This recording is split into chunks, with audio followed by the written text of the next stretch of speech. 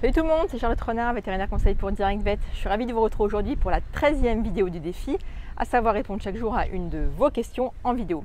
Alors aujourd'hui je fais suite à une des vidéos de la semaine dernière, à savoir à quel âge stériliser sa chatte, pour répondre à la question de Morgane qui veut savoir si c'est la même chose pour les chiennes.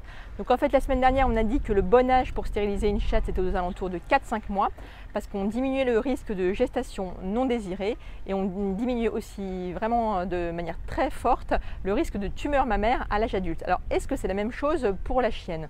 Donc déjà oui Morgane, plus on stérilise tôt, plus on diminue fortement le risque de tumeur mammaire, mais c'est pas aussi simple que ça. Il n'y a pas vraiment de consensus pour l'âge de stérilisation. Il y a eu des tonnes et des tonnes d'études qui sont sorties depuis 35 ans à peu près, et il n'y a pas vraiment de bon âge. Outre-Atlantique, en Amérique, ils stérilisent assez précocement, avant 6 mois, mais ici en Europe, on le fait plus tard, plutôt après 6 mois et plutôt vers la fin de la croissance.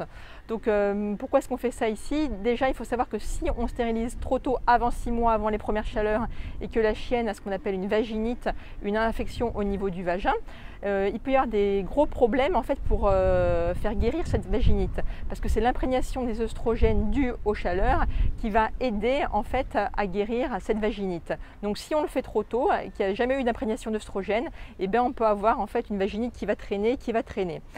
Pareil.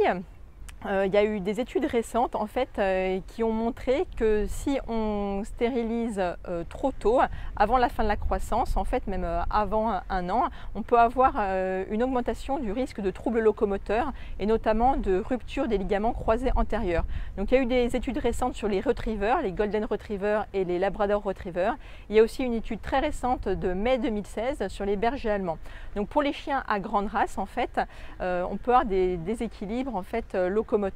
Ceci est dû au fait que au niveau de tous les os longs, donc par exemple fémur, tibia, humérus, il y a ce qu'on appelle des plaques de croissance.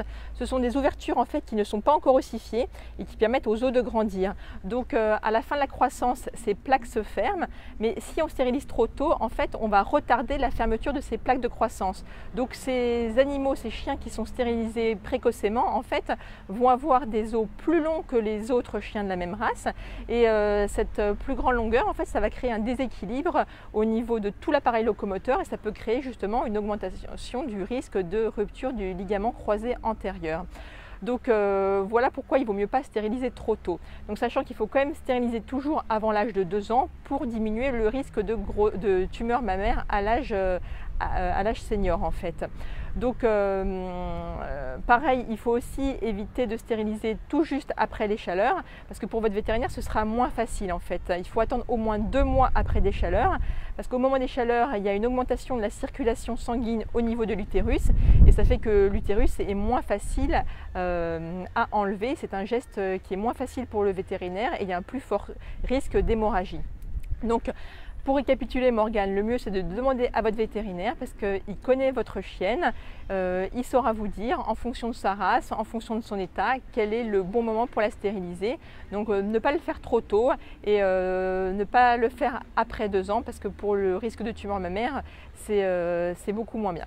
Donc voilà Morgane, je vous dis merci d'avoir posé votre question. Je vous dis à demain pour une nouvelle vidéo et en attendant n'oubliez pas, vous pouvez vous rendre sur le blog pour télécharger votre exemplaire du manuel des premiers secours pour chiens et pour chats. Ciao, à demain!